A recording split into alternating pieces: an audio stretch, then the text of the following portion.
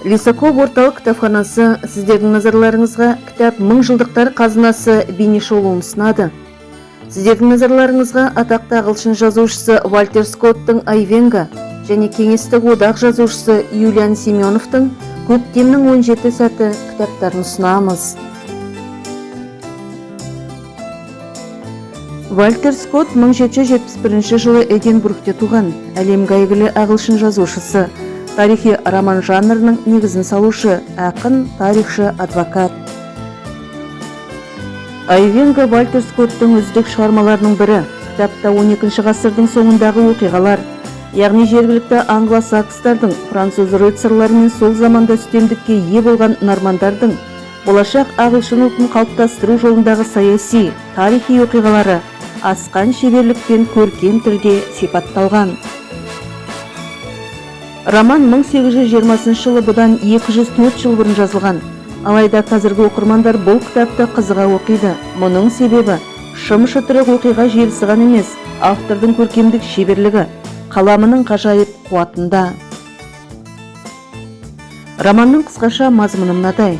Үшінші крест жорығы аяқталған соң көптеген рыцарлар Европаға оралды. Англияны тәртіпсіздік жайлады.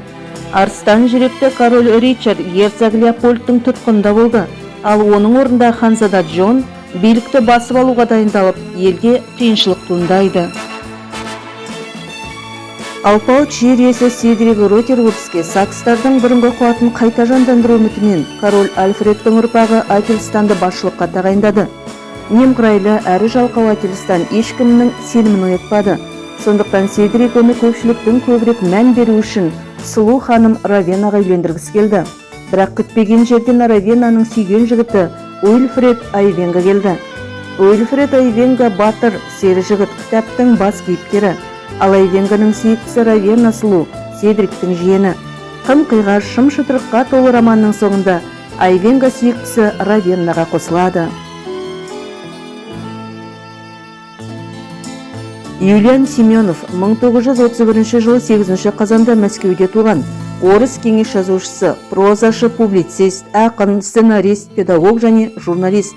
РСФСР-дің еңбек сіңірген артисі, ағайынды Васильевтер атындағы РСФСР мемлекеттік сыйлығының лауреаты. Юлиан Семеновтың «Көктемнің 17 сәті» кітабы кеңес одағының барлаушысы полковник Максим Максимович Исаевтың ерліктер жайлы қызғылықты баяндалады. СС-тің штандартенфюрері фон Штирлиц деген жасырын атпен жаудың қайнаған ортасында қауіп-қатерге бас тіге жүріп, ол бет-бет айқасқа түседі. Қатыгезде зұлым жаудан айласын асырып, өзіне берілген тапсырманы толық орындайды. Совет барлаушысының халқына деген сүйіспеншілігі, отан алдындағы жауапкершілікті сезінуі, отбасына деген ыстық сағынышы, күйініш-сүйініші, күрделі психологиясы, сергек логикасы кітапта жақсы ашылған. Құрметті оқырмандар, біздің кітапханада Вальтер Скотттың «Айбынды сері Айвенго», Юлиан Семеновтың «Көктемнің 17 сәті» кітаптары бар.